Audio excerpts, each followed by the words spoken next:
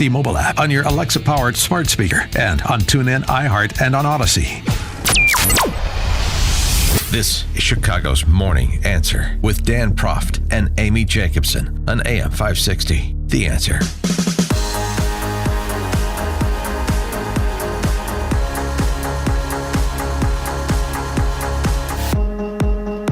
Top of the morning, Dan and Amy. I don't know about you, but I am still on such a high from the World Economic Forum.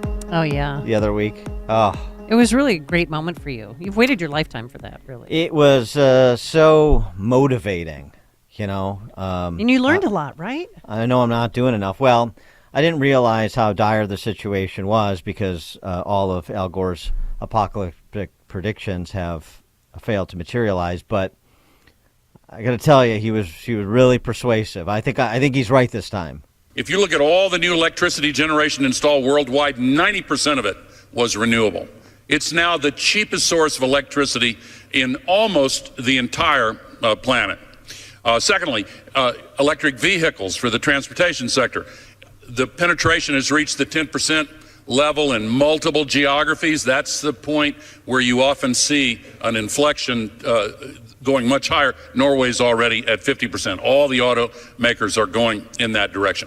Business is leading. Andrew and Mark, of course, are two wonderful examples. There are many others. And in the WEF this year, I have noticed a huge increase in the amount of passion and attention being paid by CEOs and other business leaders. It is for real.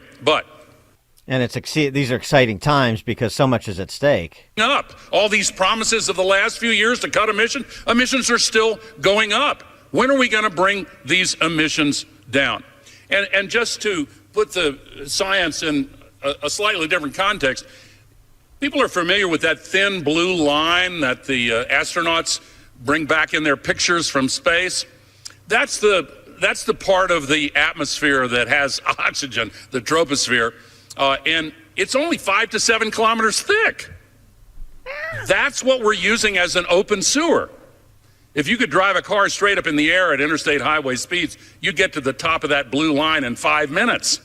And all the greenhouse gas pollution would be below you. We're still putting 162 million tons into it every single day. And the accumulated amount is now trapping as much extra heat as would be released by 600,000 Hiroshima-class atomic bombs exploding every single day on the Earth. That's what's boiling the oceans, creating these atmospheric rivers and the rain bombs and sucking the moisture out of the land and creating the droughts and melting the ice and raising the sea level and causing these waves of climate refugees predicted to reach 1 billion in this century. Look at the xenophobia and political authoritarian trends that have come from just a few million refugees. What about 1 billion? We would lose our capacity for self-governance on this world. We have to act. Oh, my God. Calm down.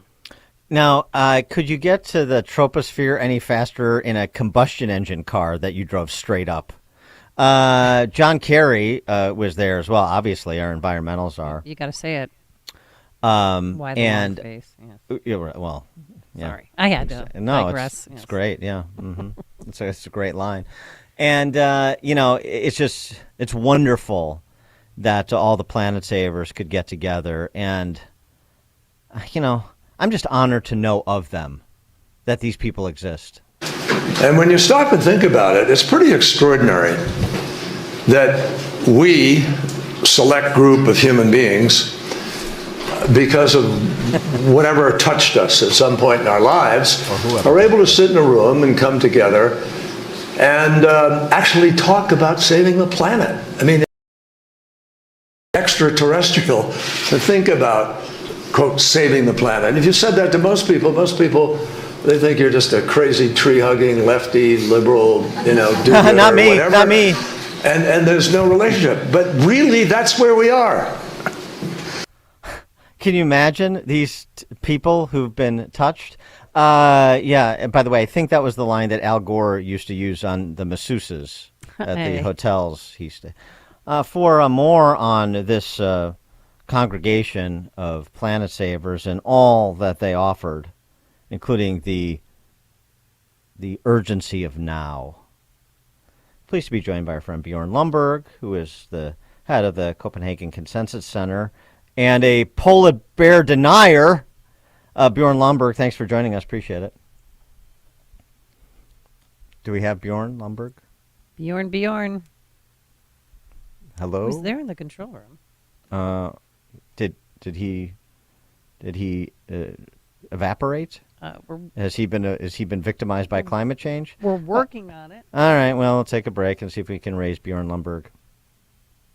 You're listening to Chicago's Morning Answer with Dan Proft and Amy Jacobson on AM 560.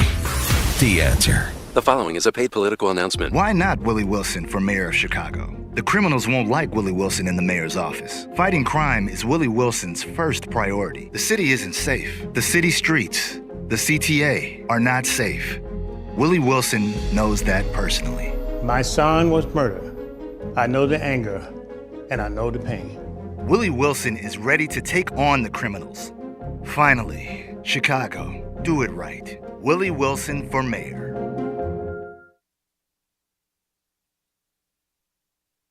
Seems to us, your money should work as hard for you as you work for it. Maybe harder. But making the most of all you've been given isn't about you alone, so you shouldn't have to figure it out alone. At Thrivent, we help clients with advice, investments, insurance, banking, and generosity, and offer expert solutions that can help you live a life that's rich beyond money. See how your money can do more at Thrivent.com. Thrivent is the marketing name for Thrivent Financial for Lutherans. Thrivent.com/disclosures. AM 560. The Answer. All right, I believe we have Bjorn Lomborg now. He's the president of the Copenhagen Consensus Center and the author of False Alarm: How Climate Change Panic Costs Us Trillions, Hurts the Poor, and Fails to Fix the Planet. Bjorn, thanks for joining us again. Appreciate it. Hey, Dan, and it's good to be on this time for real. I can hear you. Yeah. Okay, great, very good. Good to have you back. But I have to start with a interrogation a bit, because I want to know why you are denying the crisis that exists in the polar bear population by pointing to the number of polar bears that actually exist. Yes. So, fundamentally, the point that I try to keep making is we're not going to make good judgments if we don't have good data. People want to tell you that, and I think a lot of people have this impression that there are actually fewer and fewer polar bears. But the reality is we fixed a lot of the polar bear problem because we stopped shooting so many of them. Back in the 1960s, we shot a lot of them, and we're now shooting a lot fewer. That's great, and that's why seems like a simple solution, by the way. Yeah. Yeah, the polar bear specialist group, which is the scientists that are actually tasked to deal with this, they find in their own numbers that we have probably gone from having about 12,000 polar bears in the 1960s to now about 26,000 polar bears. There's a huge uncertainty on this, but even with the uncertainties, they don't overlap. We simply have more polar bears. Now, this does not deny the fact that there is a problem with climate. It is probable that climate will also make it harder for polar bears in the future. But we need to know that it's not such that we have fewer and fewer polar bears. We have more and more. And the curious thing is, all the people who are worried about climate just don't want you to hear that. And I can see why. Yeah, I mean, the good news is that the price of polar bear meat is going to come down, which I enjoy. But what about their habitat, Bjorn? You're not talking about their habitat. There's no ice in the Arctic. Well, and the ice is diminishing in the Arctic, and that is potentially a problem. There's, as I understand, a significant conversation within the polar bear community whether that's actually going to be a net problem, because of course biosphere productivity will also go up in the Arctic, and that will probably also help the polar bears. But the whole point here is to say we have been told that there are fewer and fewer polar bears. That's just not the case. Also, then we're being told, the way to save polar bears is to shut down the entire global economy as it functions today and switch it out with solar panels and wind turbines, which may work. Now, I'm offering a slightly simpler argument. We are still every year shooting 700 polar bears. Every year we shoot 700 polar bears. I don't know about you, but instead of changing the entire global economy to help a couple of polar bears survive, maybe we should stop shooting 700 every year. Well, That Now, Bjorn, why are we obviously shooting the polar bears? Are these like gangland shootings between rival polar bear cohorts, or is this Yes. like Chinese communists, or who's shooting them? Yeah. So it's mostly native people who are allotted these. There's also some tourist shootings that both of these bring in money, especially in Canada, to the northern people up there. And of course, some of them are also in self-defense. So based on data from Greenland, I estimate about 5% are in self-defense, and obviously you can't avoid those. But that's going to leave us with that's going to be a challenge. That's going to be a challenge to that grade school drama teacher who's the prime minister in Canada, because now he's going to have to choose between the desires of Indigenous people and desires of polar bears. That's going to be a close call. Yes, but fundamentally, we need to at least step back and realize more polar bears, not fewer polar bears. And if you want to help polar bears, maybe stop shooting them first. Yeah, that's right. Well, first, sort of rank order prioritization. That makes some sense. But it doesn't fit the narrative. It doesn't. And that's, of course, why Facebook and others will continuously tell you, oh, you can't say that. And so absurdly, they sort of suggest, oh, we don't actually know. All the data is unsure.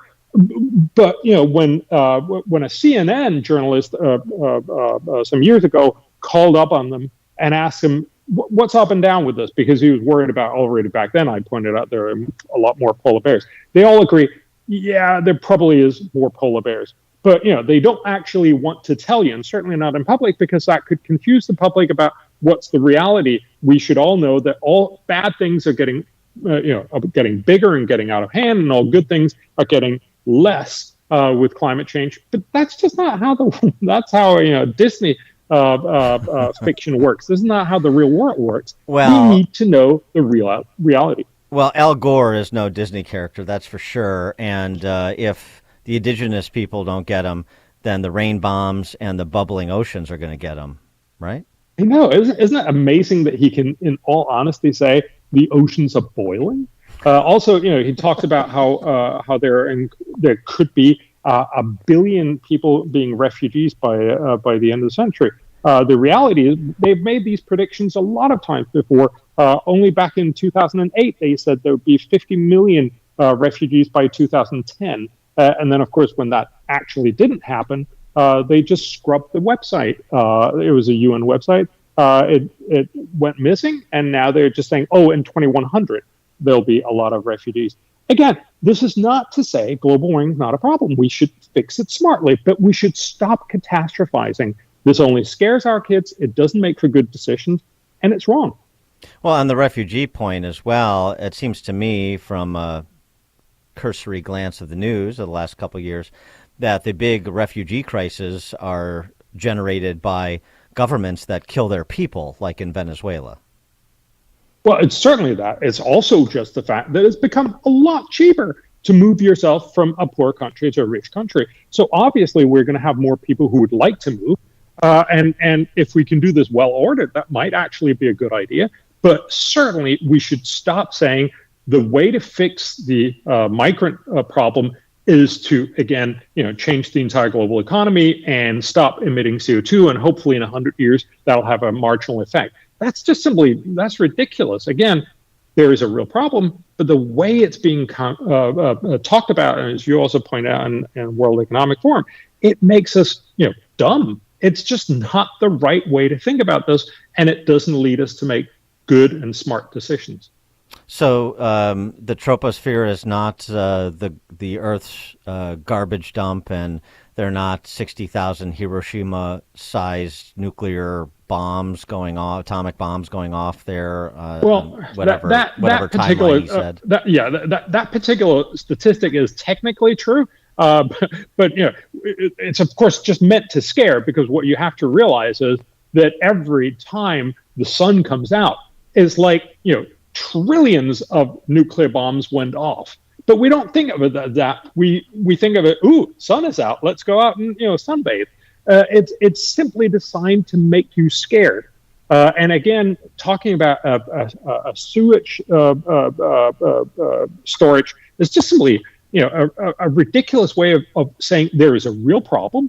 But remember also, CO2 is also plant food. We know that the world has greened significantly. So, we estimate if you take the number of the area of leaves, that's how researchers do this, the area of leaves across the world have increased so much that it's equivalent to about 3 times the continental U.S. That's an enormous amount of extra green stuff in the world. We should be happy about that. There are some things that are bad. Overall, the bad outweigh the good. That's why it's a problem.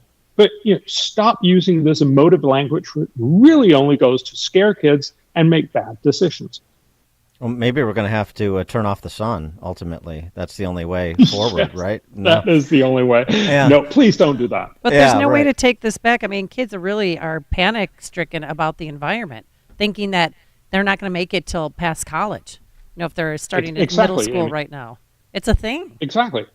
But I think there is a way to take this back, because it is about showing them these very clear data.